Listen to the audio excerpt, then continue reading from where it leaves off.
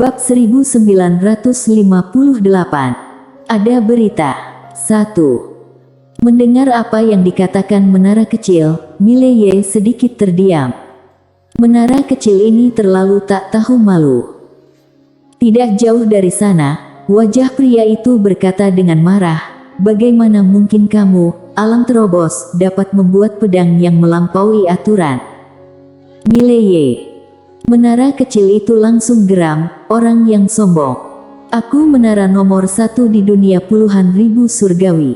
Tuanku tak terkalahkan. Tak terkalahkan."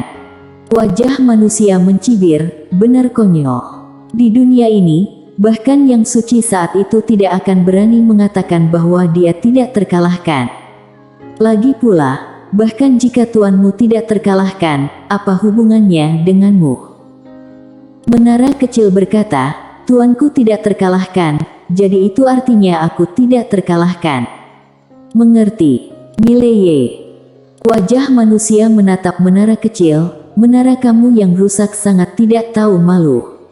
Kamu bisa mengatakan kata-kata seperti itu." Menara kecil hendak berbicara ketika Mileye tiba-tiba tertawa dan berkata, "Huode Xingjun, kamu mengatakanlah dia adalah Raja Suci, jadi mengapa dia menjadi seperti ini?"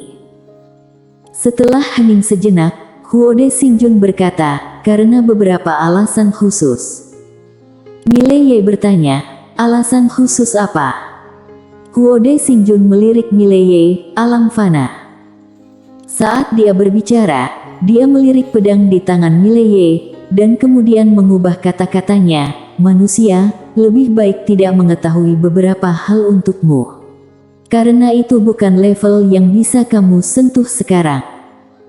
Setelah selesai berbicara, dia berhenti, dan berkata lagi, "Aku melakukannya untuk kebaikanmu sendiri." Mileye tersenyum dan berkata, "Tampaknya latar belakangmu benar-benar luar biasa." Huode Xingjun berkata dengan bangga, "Tentu saja. Kami adalah dewa kuno paling awal di alam semesta ini. Dewa kuno yang nyata, di luar alam fana tubuh seperti itu." Mileye tersenyum dan berkata, "Apakah kamu tahu hukum alam semesta?" Huode Xingjun menggelengkan kepalanya, "Aku tidak tahu." Mileye terdiam. Sepertinya pria di depannya ini bukan dari era yang sama dengan aturan hukum tertinggi. Memikirkan hal ini, Mileye mau tidak mau melirik Ladia di sampingnya. Seseorang yang dirinya selamatkan dengan santai memiliki sejarah yang begitu besar. Ladia ini sekilas terlihat seperti bos besar. Pada saat ini, Ladia tiba-tiba meraih tangan Mileye, dan berkata dengan lembut, "Kakak Mileye." Mileye tersenyum dan berkata, "Tidak apa-apa, aku di sini." Ladia menatap Mileye, dan setelah beberapa saat, dia sedikit tersenyum. Sebelum saat ini, dia bingung dan gelisah. Tapi saat ini, setelah mendengar kata-kata Mileye, dia merasa sangat aman. Di kejauhan, Huode Xingjun tiba-tiba berkata, "Manusia, kamu." Mileye tiba-tiba menyela Huode Xingjun, "IQ-mu benar-benar tidak bagus." Huode Xingjun sangat marah, "Apa maksudmu?" Mileye mengangkat pedang biru gaib di tangannya, "Apakah ada yang sebanding dengan pedang ini di zamanmu?" Huode Xingjun melirik pedang biru gaib di tangan Mileye, wajahnya sangat jelek. Mileye tersenyum dan berkata, "Sepertinya tidak ada lagi." Setelah hening sejenak, Huode Xingjun berkata, "Manusia, siapa yang membuat pedang ini?" Mileye menunjuk dirinya sendiri, "Aku." Menara kecil. Huode Xingjun memandang Mileye, "Aku mengerti mengapa menara alam terobos sangat tidak tahu malu. Ternyata balok atas tidak lurus dan balok bawah bengkok." Mileye. Huode Xingjun berkata lagi, "Manusia, berapa banyak kati dan tael yang kamu miliki, aku telah melihatnya. Dengan levelmu saat ini, tidak mungkin bagimu untuk menempa pedang ini." Mileye tersenyum dan berkata, "Kami tidak membicarakan hal ini. Aku hanya ingin tahu mengapa kamu dan Ladia menjadi seperti ini. Huode Xingjun berkata dengan suara yang dalam, manusia, tahu beberapa hal, ya. Kamu tidak baik. Mileye memandang Huode Xingjun, jika bukan karena wajah Ladia, aku akan menghancurkanmu dengan pedang. Jangan katakan padaku apakah kamu dewa atau bukan, aku, Mileye hormatlah. Dan kamu, aku harap kamu akan memperbaiki mentalmu, karena kesabaranku ada batasnya. Lain kali, aku akan mematahkan jiwa spiritualmu. Mendengar ini, wajah Huode Xingjun tiba-tiba menjadi sedikit jelek. Dan saat ini, ibu jari kiri Mileye sudah berada di gagang pedang. Huode Xingjun memandang Mileye, Mileye terlihat sangat tenang, tanpa niat membunuh sama sekali. Tapi dia tahu bahwa selama dia membantah, manusia di depannya akan membunuhnya tanpa ragu. Setelah hening sejenak, Huode Xingjun berkata, pemberontakan. Mileye sedikit mengernyit, pemberontakan. Huode Xingjun mengangguk, di mana ada dewa, di situ ada iblis. Mileye berkata, kamu kalah. Wajah Huode Xingjun menjadi muram, dalam keadaan normal, mengapa kita takut pada iblis kuno itu? Hanya saja kita tidak pernah mengira akan ada pengkhianat di antara kita. Pengkhianat. Setelah hening sejenak, Mileye bertanya lagi, di mana kamu? Huode Xingjun berkata, dewa dunia kuno. Mileye berkata, apakah jauh dari sini? Huode Xingjun berkata, itu sangat jauh. Apalagi orang-orang di alam semesta ini sama sekali tidak dapat menjangkau kita. Karena orang-orang di sini masih dibatasi oleh ruang dan waktu, sementara di dalam tempat kita, itu telah melampaui ruang dan waktu. Dapat dikatakan bahwa jika kamu tidak melompat keluar dari lingkaran ruang dan waktu, kamu tidak akan pernah mencapai kami. Mileye mengangguk, mengerti. Dengan mengatakan itu, dia menoleh untuk melihat Ladia, ikuti aku mulai sekarang. Ladia mengangguk cepat, oke. Huode Xingjun buru-buru berkata, manusia, yang suci akan membunuh kembali ke dunia kuno. Mileye berkata dengan lembut, kembali ke dunia kuno seperti ini sekarang. Apakah kamu berpikir untuk kentut? Huode Xingjun ingin mengatakan sesuatu, tetapi Ladia tiba-tiba berkata, kamu bilang kamu adalah bawahanku. Huode Xingjun mengangguk dengan cepat, ya. Ladia, kalau begitu, maukah kamu mendengarkan apa yang aku katakan? Huode Xingjun tersenyum kecut, tentu saja. Ladia memandang Huode Xingjun, mulai sekarang, kamu harus menghormati saudara Mileye. Bab 1959. Ada berita. 2. Setelah hening sejenak, Huode Xingjun berkata, aku tidak punya masalah. Hanya saja, ya Tuan, maafkan aku, jika dia bersamamu, akan mencelakai dirinya sendiri. Diam. Ladia tiba-tiba menyela Huode Xingjun. Huode Xingjun terkejut, dan dengan cepat menundukkan kepalanya, yang suci. Ladia menatap Huode Xingjun, aku tidak tahu seberapa kuat kita dulu, tetapi aku tahu bahwa sekarang kita tidak memiliki kualifikasi untuk dibanggakan di depan saudara laki-laki Mileye. Turunkan harga diri kita. Mendengar ini, Mileye mau tidak mau melirik Ladia, dan dia menghela nafas pelan di dalam hatinya. Ladia kecil ini benar-benar luar biasa. Tapi ya, dia juga seorang bos super. Setelah hening sejenak, Huode Xingjun memberi hormat sedikit, bawahan mengerti.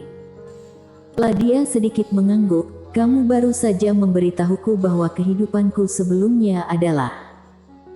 Huode Xingjun berkata, ini bukan kehidupan sebelumnya.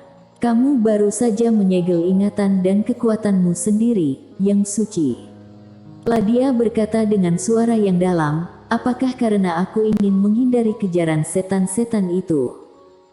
Huode Xingjun mengangguk, ya. Setelah Ladia terdiam untuk waktu yang lama, dia menoleh untuk melihat Mileye. Kakak Mileye, jika kamu membiarkanku mengikutimu, maka di masa depan, aku mungkin melibatkanmu. Mileye terdiam. Seperti yang dikatakan Ladia, jika membawanya sendiri, pasti akan ada banyak masalah di masa depan. Ladia memegang erat tangan Mileye, sedikit gugup. Setelah beberapa saat, Mileye tersenyum dan berkata, "Sebelum kamu memulihkan ingatanmu, kamu adalah saudara perempuanku. Dan setelah kamu memulihkan ingatanmu, mari kita bicarakan saat itu, oke?" Ladia mengangguk dengan tergesa-gesa. Mileye tertawa, "Maka kamu harus tinggal di menara dulu. Aman dari dunia luar." Ladia mengangguk, "Oke." Setelah beberapa saat, Mileye datang ke tempat yang sunyi. Dia memutuskan untuk membuka stempel Dao yang ditinggalkan oleh kakak laki-lakinya. Begitu dia membukanya, informasi yang tak terhitung membanjiri pikirannya. Setelah beberapa saat, sudut mulut Mileye sedikit melengkung. Itu adalah teknik pedang. Teknik pedang adalah memohon untuk mati. Satu pedang memohon kematian. Ini adalah pedang teknik yang diwariskan oleh kakak laki-lakinya. Inti dari teknik pedang ini adalah mencari kematian. Aku akan membuat pedang ini, tolong biarkan aku mati. Setelah penelitian yang cermat, Mileye menemukan bahwa ini bukanlah keterampilan pedang satu komunitas, melainkan kepercayaan pada pedang Tao. Tolong mati. Saat ini, dia merasakan kesepian kakak laki-lakinya. Tak terkalahkan adalah sejenis kesepian. Ada dua lawan, tapi mereka tidak bisa bertarung untuk saat ini. Sangat kesepian, sangat menyakitkan.